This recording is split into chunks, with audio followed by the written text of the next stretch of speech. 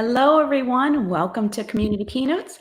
My name is Melissa Majors. I'm the creator of the show. And joined with me today is author of DJ's Mean Business, Amani Roberts, and co-producer of the show. Hello, Amani. Hello, Melissa. How are we doing this week? Really good this week. Welcome to our second episode. And I must admit, Amani, you have a special glow today. You seem to be beaming with pride. Tell us a little bit more about that. Well, we have one of my former students that's joining us, and I'm just so excited to hear her speak and then ask her some questions, and just very proud. I'm even wearing our school colors, part of our, my outfit. So trying to coordinate, as they say. Wonderful. Well, just to remind everybody, Amani is a professor at California State University, Fullerton. And Yolanda was one of his former students there, and she just graduated a couple of months ago. We are so proud of her. And she has an amazing story that I know will penetrate your hearts. And so without further ado, I would like to welcome to the Community Keynote stage, Yolanda Lambarena. Hi, everybody. My name is Yolanda Marissa Lambarena, and I just recently graduated from Cal State Fullerton, like they just said. But the thing is, my journey was just a little bit different. My experiences weren't the same as those who would have walked the stage with me. So when I was about 7 years old, I passed by this alley on my walk home from school, and I noticed a man with a small object in his left hand and a lighter in his right hand. And I didn't know what this alley man was doing lighting that small object, but to my child mind, it wasn't good. I didn't know what this alley man was doing lighting that small object, but that alley was only one house down from where I lived with my dad and my grandparents in Highland Park, California. Now, imagine how I felt when I found similar objects in my dad's jacket. I was scared and I was worried that my dad was going to just end up looking like that alley man. And I know that what those small objects are now, they were crack pipes. I would find those crack pipes and I would try to break them or hide them.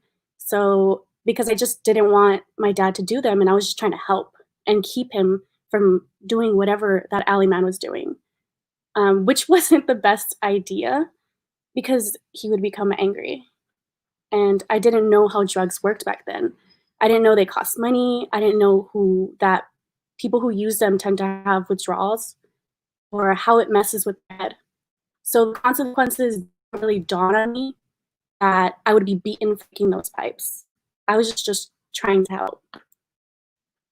And from the emotional abuse to my dad pushing me to the floor, face down with my arm being pulled from the opposite side behind me and his foot holding down my back.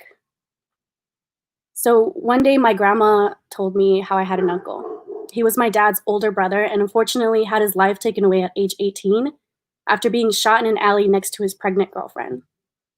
After losing his older brother in his teens, my dad went from being a smart, artistic child to what I saw in front of me. So that's when things started to click. I could have chosen to follow my dad's footsteps and fall into gangs, hardcore drugs, alcohol abuse, you name it. But I chose to do what I thought was right. There are always choices, and some are easier than others. But when you have to make those hard decisions, that determines your unknown future. It becomes a moment of definition. After that, at 11 years old, my grandma set out to find my mother and get us in touch, and she did. I was reunited with my mom at 11 years old. After years of thinking she didn't care or that she completely forgot about me, my undeniable twin of a mom was right there. I was finally getting to know my mom, and when she was finally able to leave her studio apartment with her 4 kids and boyfriend at the time, she invited me to move in with her. After sneaking enough clothes and planning to my mom's new place, I called my dad to let him know I wasn't coming back. At 13 years old, I was making a decision from fear and opportunity. I either stay with my abusive father in the area I was in, or I leave with the woman I've known for about 2 years and start over. I just wanted a fighting chance.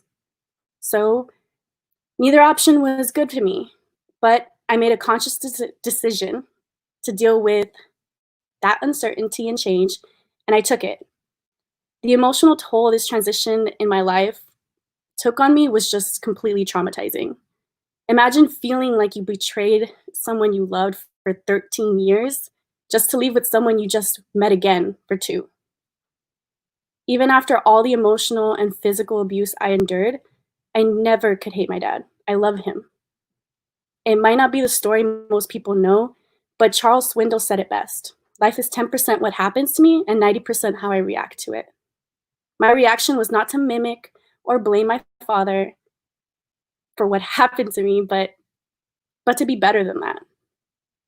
I learned from his mistakes, and I didn't want to have to learn that lesson again if I already knew his outcome or the outcome. After all I had gone through, at this point in my life, it was just the start of another struggle. High school consisted of school, varsity softball 2 days a week, drill team 2 times a week, travel ball once a week, competitions on Saturdays, and tournaments on Sundays. So I was working every day, all while coming home to make sure that I helped cook, clean, and watch my brothers and sisters as my mom was working multiple jobs just to sustain the income to keep our Section 8 housing home and food on our table. I had the most responsibilities and the unwanted mom stress.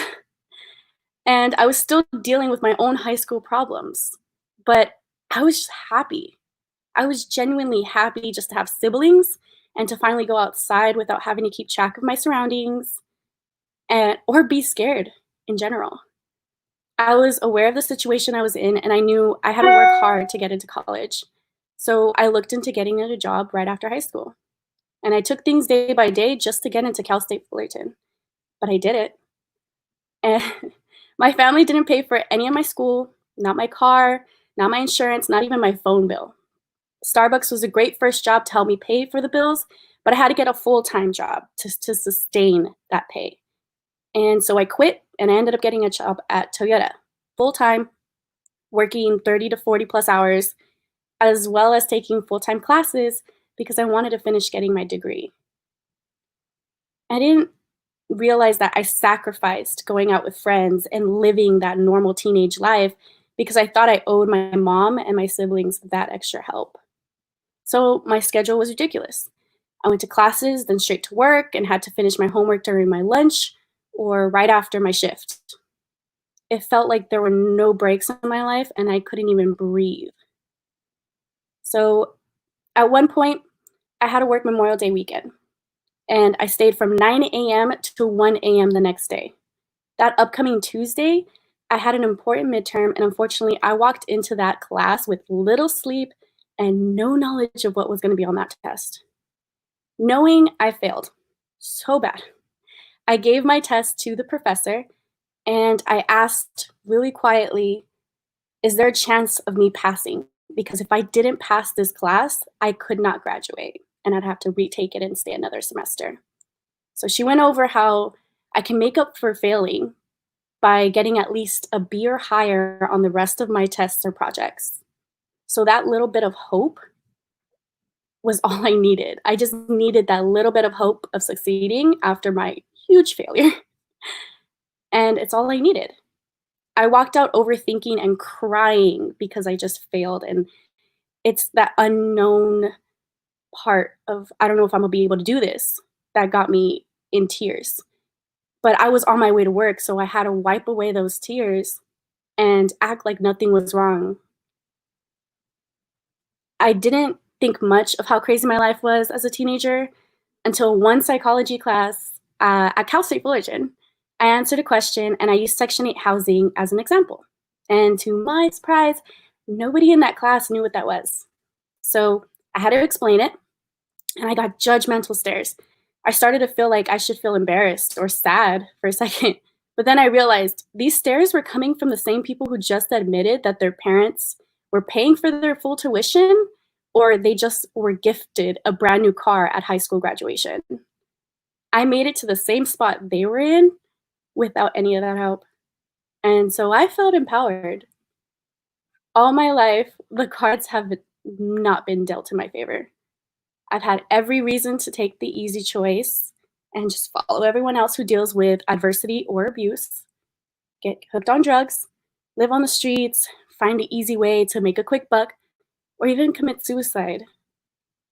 My hope for you is to realize that not everything is going to be set up for you to accomplish. If anything, life sets you up for failure. But know what you have and learn from others. Figure out your own path to success. Your story can be different in a good way. Just remember your worth and never give up. Because if it was easy, everybody would be successful. Thank you. Yolanda, thank you so much for sharing your story. You're not doing this for fame and fortune or to make a name for yourself. I know by, the conversations that we've had, you're doing this because you truly believe that by finding the courage and being vulnerable and sharing your thoughts, that you might speak to a young woman or young person who is in a similar situation and who may find themselves tempted to let their environment define them, but there's a better way and you can break the cycle, Yolanda, and you are the example of that. And I'm so proud of you. You did an amazing job. Thank you for sharing your story. And for those of you who are just tuning in for Community Keynotes for the first time, for every episode, we conduct a fundraiser, and each one of the speakers gets to choose a cause that we donate the money to. We didn't give Yolanda that choice because we believe that she is our cause. I mean, I know leadership. I'm a student of leadership. I study it. I am a teacher of leadership. Yolanda, you have the character of a great leader, and I want collectively to do everything I can to support your success. So today, on behalf of Community Keynotes, we want to give you a graduation gift. We are going to start the gift at $200. So please accept that as our token of pride and sowing in your future. But I don't want it, you're welcome, but I don't want it to stop there, Yolanda. I want all the viewers to chip in and help grow this gift for her. And so 100% of your gift today will go directly to Yolanda's graduation gift. So please join me in the Community Keynotes team in blessing this woman with the graduation gift she deserves. You can give in a couple different ways. You can text, and the instructions are on the screen. You can text your gift. You can take your smartphone and simply scan the QR code there, or you can go to givebutter.com/community keynotes. Whether you're watching the live show or the replay, please find it in your heart to bless this deserving young woman with an appropriate graduation gift. Thank you in advance for what you're doing for Yolanda's future. With that, I would like to introduce Amani back to the stage and our sponsor of the show, Barb Smoot, CEO and President of WELD, Women for Economic Leadership Development. Welcome back. Thank you. I am absolutely delighted to be here. And wow, that was phenomenal. The mission of my organization is to develop and strengthen the economic prosperity of women through leadership development. And we decided to sponsor this session for a number of reasons. But I think the reasons are best explained by sharing some words from one of my favorite leaders in all of history, Maya Angelou. There is no greater agony than bearing an untold story inside of you. You may not control all of the events that happen to you, but you can decide not to be reduced by them. My wish for you is that you continue to be who and how you are, to astonish a mean world with your acts of kindness. Thank you for your incredible words and the inspiring story that you just told for many to learn from. Thank you very much for that message, Barb. We appreciate your support. I'm going to bring back on Melissa with us, and we're going to ask Yolanda some questions. So, Melissa, welcome back to our virtual stage. Yolanda, the first question I have for you is in a quick story. So as was said earlier on, Yolanda is one of my students. And so we had a class together a little over a year ago, and we were stuck up on the 6th floor, 4 p.m. to 7 p.m. a 3-hour class. For one of our tests, we reviewed music. And one of the questions on the test was, what is the way that artists make their most of their money? And so the answer, really the number one answer was touring and then releasing music and all that. But when Yolanda answered the question, she quoted a lyric from J. Cole in her answer and wrote it down. It was the right answer. She got it completely right. And I thought that was amazing because no other student has done that. I'll never forget that answer. And the fact that you were able to relate it to what you listened to, it was just amazing. So I just wanted to tell you, I'll never forget that. Good job. You got it right. And my question to you is, oh, I'm never going to forget it. What inspired you to apply to be a part of Community Keynotes? There's a couple things. Like, obviously, you did show me this kind of platform, and I looked into Community Keynotes, and I really liked kind of the idea that they were going by, you know, becoming motivational and giving you real and raw stories so that people can actually relate to.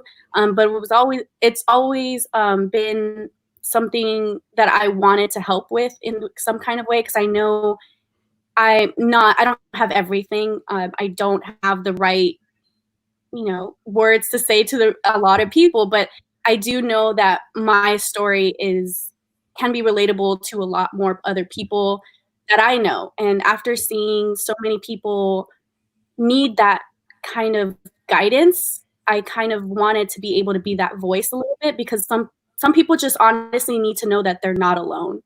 And as long as they know somebody else has gone through this and they were able to do it, why can't I do it?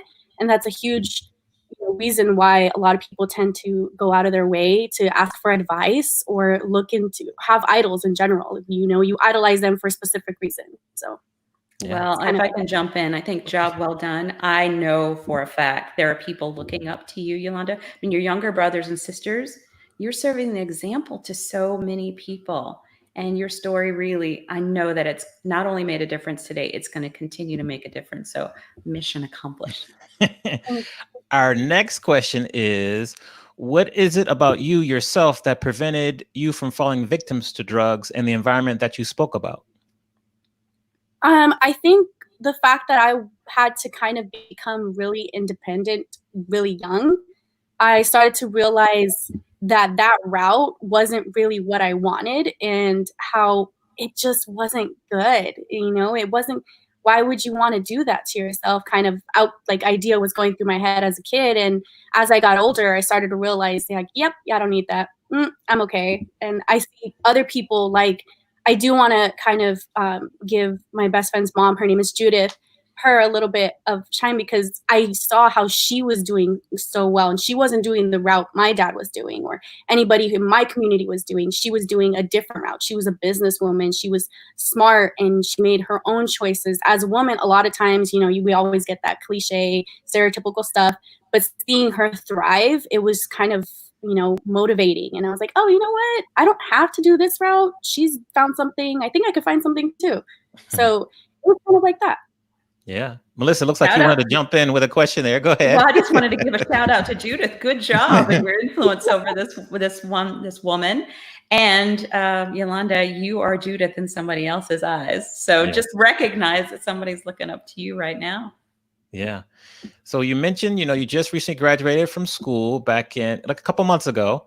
What was the hardest thing for you about graduating from college? There's so much. You can give us a list if you want. You can pick 3. I want to say time management, just because of how many things I had going on. It was just so hard, and you kind of have to pinpoint where you need the most time. Because if I wasn't doing well in this class, I needed to put more effort and more time into studying for it, or looking into another way that I can learn. Like for your class, I think one of the best ways was, because it was such a music and entertainment type or sports related industry, it was easy for me to find something that I could kind of relate to. So kind of like J. Cole, music, I love music and lyrics, and I can remember all the lyrics of any song, but I can never remember anything I read. So putting lyrics in there kind of helped me. So I constantly listen to music. So it was just mainly time management and being able to know where you need the most help and put more effort towards. And you can kind of like, you know, time management it out and kind of plan it so that you're not just cluttered and overwhelmed with everything, because college is different. You know, you take some classes and they're supposed to be easy and they never turn out being easy. Well, I tell you, if I can jump in here. So Yolanda went through a 6-week coaching process because, as you can imagine, it takes guts to spill your guts in front of the world. So all the community keynote speakers go through a coaching process myself to get ready for this moment. And over that coaching process, I got to admit to you, Yolanda, I think you rubbed off on me more than I rubbed off on you, because in the middle of this pandemic, I'm at home with kids, husband, work, juggling life. And there was a point when I was feeling pretty low, like, oh my gosh, how am I going to manage all of this? And when I heard your story and how you were able to manage everything that you had on your plate, it made me stop and think, I can do this. So you have inspired me. And I know this is such an important message for so many people who are trying to manage it all right now.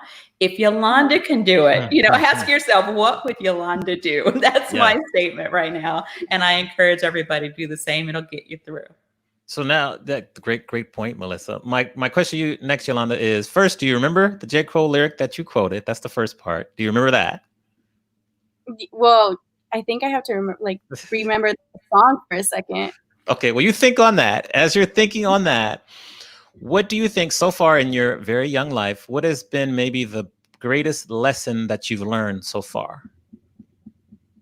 To be patient. I think that's like one lesson I'm still struggling with, but I know it's so crucial to get anything done, or to don't lose focus, because I think a lot of times is you lose focus because of how impatient you are. It's not there yet. I'm not there yet. Like, why is it taking so long? Or you compare yourself to other people because they got it way before you, or something like that. And then you lose that patience because you're so focused on the actual, goal itself, instead of how you're getting there. Like, if you're taking the steps to there, you'd realize that you need to, kind of be easy on yourself, not to be so hard on yourself, and realize you're getting there. It's just taking time, and just to be able to stay patient while you're still focused on your main goal is probably the biggest lesson I would want to say so far that I've learned. Right. Because I think that was huge. Okay. And then the kind of companion question to that question would be, so far, what has been the best advice that you've ever received? Sign up for community keynotes. It could be a couple things. If a couple of things jump to your mind, just when you hear that question, what comes to your mind first or second? I'm trying to think. I know I've become so close to a bunch of professors because I was always in your guys' office hours, asking you guys, how do I do this? I don't understand. But it's just, I think, I'm trying to think of something specific. Well, keep thinking on that. If it comes to mind. I've learned a lot from everybody. So even from you, I've learned from a bunch of other professors at Cal State Fullerton. I've learned from just watching certain people in my life that I'm completely, I think their goals or just their morals and how they carry themselves is something I would want in my life. So kind of Dwayne The Rock Johnson has been my number one since day one. He's just, a motivational, confident person who goes and who does whatever he wants to do. And it's great because he also has respect and he has, manners and stuff. And that's huge. And then there's people like Jay Shetty, who's another person who I love to watch because he's the way he's so poetic and how he explains things. It just makes it feel like you dumbed it down for me a little bit. And now I get it. Yeah. So two great. Two great references. My final question for you is, what are you going to be when you grow up? I want when I was a kid, I wanted to be an actress, but no. That can still happen now. I want so bad to just be able to work for something in the sports or entertainment industry, because I love movies in general. I can go on for days about movie quotes and behind the scenes of how things are done. But I've been in love with sports. I played since I was a kid and I really wanted to play professionally. and then, having some car accidents and, injuries, not able to anymore, but I can still be there, and being able to know, like, for the Dodgers, I love the Dodgers. If I could be able to work with the Dodgers as, your marketing department, anything in the Dodgers probably would be great, because I would just feel honored, and it would be great just to be able to travel for them, or just to kind of speak their name. And you want to work for some company that you respect genuinely, because that's where you put the most effort and you put the best work out, because that's representing not only you, but also them. And since you care about them so much, if you're a diehard fan, you're a diehard fan. You're gonna do your best to get it done. Yeah. Okay. We got a message in from chat there, Amani, from Barb Smoot. Yeah. And she says, dream big, and you should shoot to be the general manager of a sports team. Agreed. Yeah. So we're gonna, of course, we're gonna keep in touch. We're gonna, work with you to make sure that happens, because it's possible. It's definitely possible. So for sure. I'm gonna turn it over to Melissa and let her kind of take us home. So Melissa, over to you with final announcements, maybe final question, and take it away. Absolutely. Well, again, Yolanda, wonderful job. We're really proud of you. And you talked about community keynotes, what motivated you to apply. The show features just real people. I mean, it's just authentic. The people that are featured on this show are not trying to be professional speakers. They just feel like, and we believe that the story that they have to share will inspire greatness in others. And you definitely did that today. So thank you so much for being on the show, Yolanda. We appreciate you. Thank and you. So for the other viewers, if you also have a story that you feel the world needs to hear, go to our website, communitykeynotes.com. We have a form. We'd love to hear from you and hear a little bit more about your story and why it should be shared on the platform. We'll contact you and let you know if, hopefully, fingers crossed, Amani, there's a season 2, and we can have a new lineup of speakers. So again, thank you so much, Yolanda. Next week, we have someone by the name of Duran Lowe. I have known Duran for a long time. We worked together, oh my goodness, 15 years or so ago when I was an employee at Wells Fargo. He is still a Wells Fargo employee, one of the senior leaders there in the executive ranks. Duran faced death. And as a result of that experience, he lives his life to the fullest. And boy, does he have a whopper of a story to share. So please make sure that you tune in next week on July 29th at 1 Eastern, 10 Pacific Standard Time. The fundraiser that we'll be doing during Duran's episode will benefit the We Raise Foundation. Duran is on the board. It's a fantastic organization that focuses on eradicating injustice and helping to raise money for disadvantaged organizations. And so really, really good foundation. We're honored to have them involved. So make sure that you tune in next week. And again, you can watch live on YouTube or Facebook. If you're watching the replay of the show, don't forget, we need your help gifting Yolanda with an amazing graduation gift. So it's not too late to share your gift at communitykeynotes.com/give. Thank you so much for tuning in today, and we will see you next week.